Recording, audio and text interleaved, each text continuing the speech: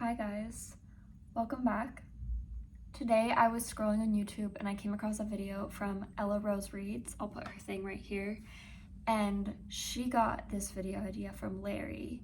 Of course, we all know Larry. So this is my take on the New Year book tag.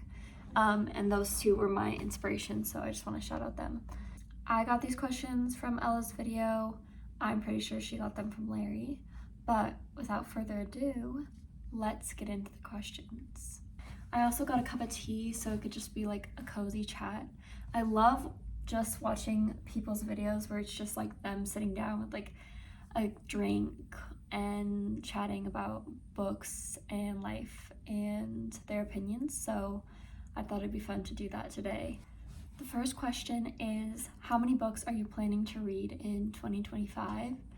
And last year I had made my goal 50 and I only completed 16 because I went through a 6-month terrible book slump that I don't need to mention again because I've mentioned like 100 times at this point.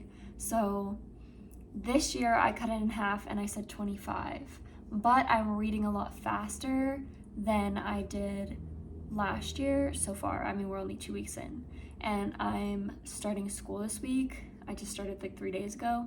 So we'll see if my pace slows down because school is one of the reasons that I didn't complete as many books as I could have last year because I was just so brain dead and overwhelmed.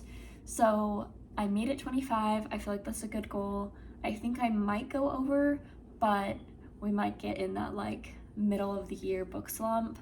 And I think that's gonna determine how many books I actually read. But my goal is 25, but I don't feel any pressure about it. I just want to read books that I'm enjoying and that I want to read. Last year, I feel like I felt a little bit more pressure to hit 50, and I think that burnt me out a little bit because I didn't even get close.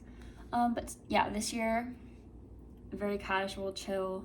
It's just a goal to look forward to hitting, not something that I feel pressure about. Next is a book that I'm likely to reread in 2025. And here's the thing is that I don't reread books. I am trying to think of any book that I've reread. I don't think I can think of any other than like maybe when I was way younger. But there are actually 2 books that I do want to reread. And that is Bitter Orange, because that's my favorite book from last year. And I really wish that I would have highlighted or underlined or just written down the quotes in there because I don't know how to find them. I've like tried to skim the book to find these quotes and I can't find them, so I want to do a reread. I also loved the book so much, I think I'm just gonna enjoy a reread of it. And the second one I actually just finished, which is Bunny, and I do have a vlog coming out soon where I read Bunny and tell you my thoughts. But I feel like you could read Bunny like 10 times and have a different experience every time because you're going to notice new things about it. That'll make more sense if you've read the book or if you hear my thoughts on it when my vlog comes out. But yeah, I definitely want to read that probably towards the end of the year because I literally just read it. But that is also something that I'm thinking about rereading. Next question is, what is a priority read on your TBR? And honestly, I could list so many things because I've had things on my TBR for physical TBR for a long time. But I'm gonna put Ninth House and Hellbent, and that's because they've been on my TBR for a while. I bought them, the red editions. I'll put pictures up here, or maybe I'll just go get them. Here are my red special editions of Ninth House and Hellbent. They're literally so beautiful and I feel like they've been sitting on my TBR for a while. I really want to read them and I'm not sure if there's ever a 3rd book or if this just completes the series, but this is definitely a high priority for me. And then I also brought over Bitter Orange to show you, just to hold up, because this was my favorite book of last year. I've talked about it at length, so if you want to watch some of my other videos, I definitely probably talked about it in another video. So, and literally the cover is beautiful, except that it has this, which we all hate, but still a beautiful cover. Next is a popular book that I want to read in 2025, and I have a bunch for this. I'm gonna say Bunny is kind of looped in with a priority read and a popular book that I want to read. But I obviously just finished it like 2 days ago, but it was still in 2025, so if I had done this at the very beginning of the year, I probably would have said Bunny, but I'm gonna say A Little Life. I have a friend who commented on my 25 in 25 on Instagram and said that she had to stop reading A Little Life, so that made me a little bit like nervous, but I feel like I'm prepared because I've seen so many videos of everyone reading it, and I love a book that's gonna make me cry, that's gonna make me feel anything, so I would hold it up. Sorry, someone was driving a motorcycle down my street. I would hold it up, but you're actually currently balancing on that book, so, but of course you've probably seen it. I'll put it here. But yeah, that is a popular book that I want to read in 2025. Next is a most anticipated book release. It was hard to find this because I am focused a lot on my physical and like Goodreads TBR right now, so I'm kind of trying to go back and read like books that I have been anticipating for a long time that have obviously already been out. But I did find one, and that's The Sirens by Amelia Hart, and that's because I just read Wayward, and I loved that book.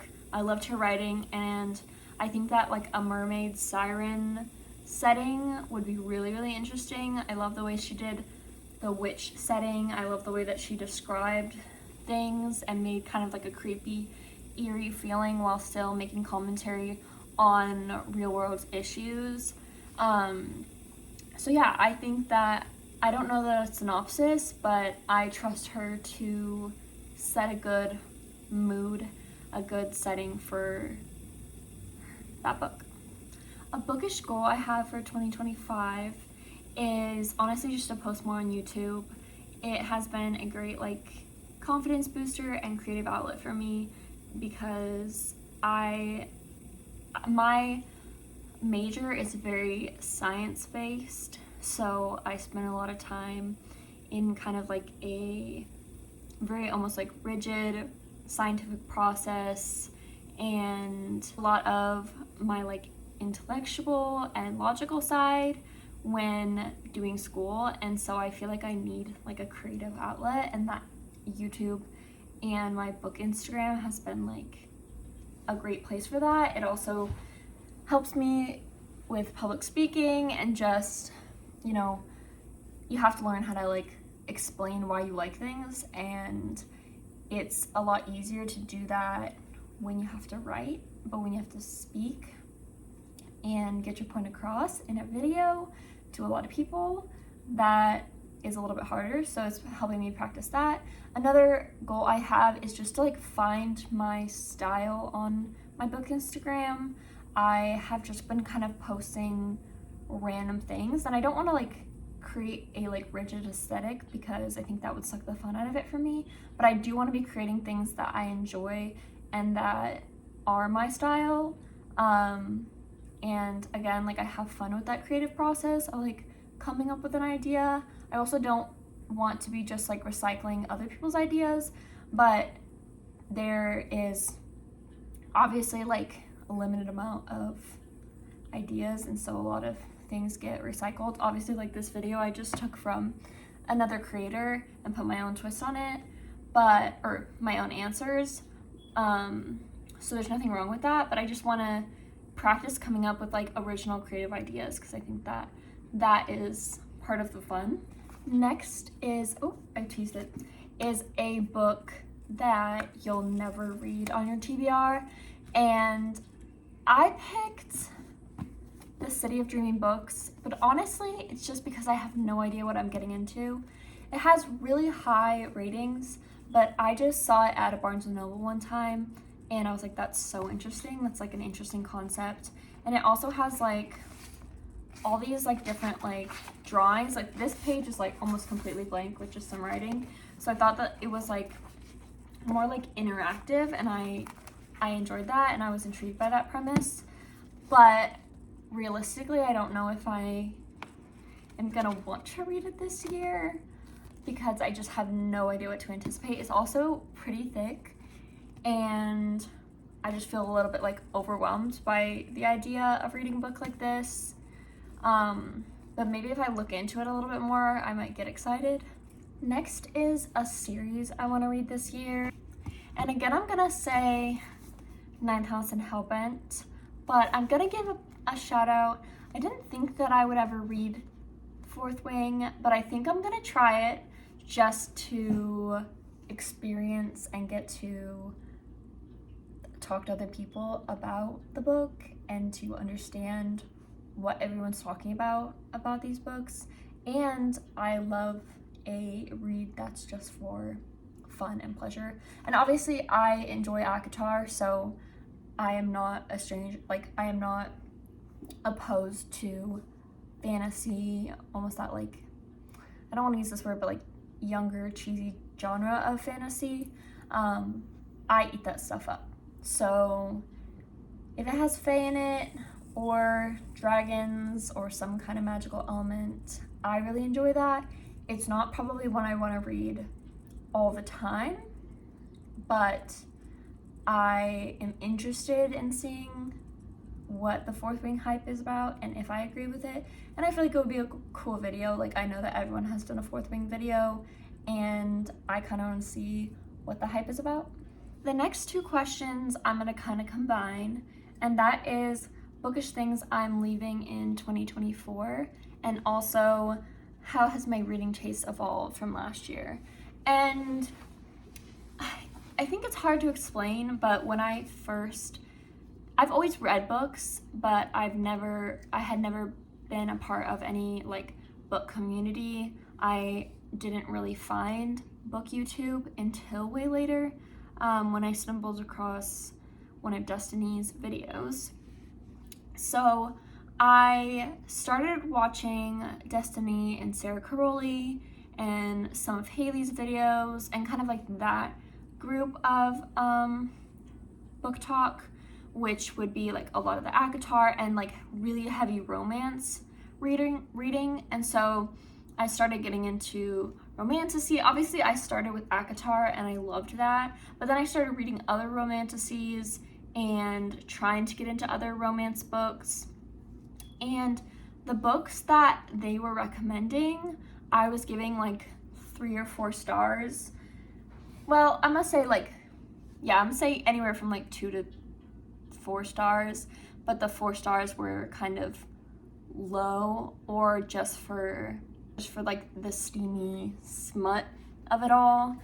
I think when I read Bitter Orange, and I loved that book so much, and I realized that my reading taste is a little bit different than like let's say like Destiny or Sarah, because it was a book that I think that they would have given like a low rating because it is like a little bit no plot. There's no like real romance in it in the way like a traditional romance is, and it is very heavily descriptive and like no dialogue. And I think most people who really enjoy romances enjoy really heavy dialogue, because obviously you're getting to know the characters through their relationship with each other and how they're talking to each other. And because I wasn't enjoying books like that as much, and I really like descriptive writing, basically back to the question, something I'm leaving in 2024 is getting book recommendations from the wrong people. And that's not to say I don't love their content. Like I still watch those girls, and I think that they're fantastic book reviewers and great at making content, but the books that they're reading is not the books that I necessarily want to read. I just want to watch their content and watch them enjoy the books that they want to read. So I want to get my book recommendations from other people, like Books and Lola or like Jack Edwards. So I'm gonna try to kind of mentally draw a line between like getting book recommendations and enjoying someone's content. I think my reading taste has evolved in the sense that now I feel like I'm reading things that I am actually enjoying. I'm not going to force myself to sit there and read a romance book, even if I do enjoy the occasional romance book. Like I loved Honey and Spice. I loved the romance parts in ACOTAR, but I really want to dive deeper into different kinds of books rather than just sticking to the classic like TikTok books. I also want to read more diversely, and unfortunately TikTok and Instagram push largely white creators, and so I want to go out of my way to follow and consume books from a diverse range of authors. So I'm going to purposely follow people, and also I want to seek out and specifically read more books than just TikTok recommends. Something new I want to read is I want to read more horror, but not like ghosty horror, more like body horror or just like weirder books in general, like Bunny. I really enjoyed Bunny. I feel like it scratched this itch of like, I like when characters just like go insane in books, and there's kind of, and the boundaries of what a plot is supposed to be or what writing or what like good writing is kind of leaves the, I guess we lose the plot a little bit in the search for just like writing an insane character.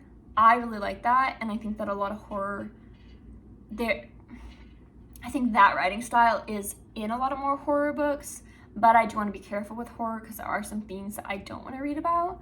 But I am interested in more like weird girl books and horror adjacent. I have obviously been watching a lot of Books and Lala, and she reads a lot of horror. So I am interested in exploring that genre a lot more. Last question is my booktube inspirations. So I have mentioned them already in this video, but for content, I love Destiny's content. I love Sarah's content. I think that they got me into booktube, and for that I'm like super grateful. And their content is exciting. They have good ideas, and their content is always very aesthetically pleasing and just overall enjoyable. I think that they're funny also, and I take a lot of inspiration from them, and they basically gave me the inspiration that I needed to start my YouTube, so I'm really grateful for them for that. And they have recommended some good books, like they got me into ACOTAR. So the other recommendations I have that I've mentioned are Books and Lala and Jack Edwards. Those two I feel like align with my reading style a little bit more, but they also just make really good content.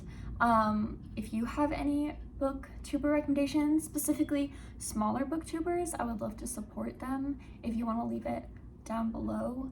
I have been trying to stay off YouTube a lot more in terms of like watching content, so that's why I have limited recommendations, but I would love to start just watching smaller creators a lot more, and then sprinkle it in with bigger creators. But yeah, thank you so much for watching this video. I hope that you have a great day, that you enjoy your cup of tea, and I'll see you in the next one.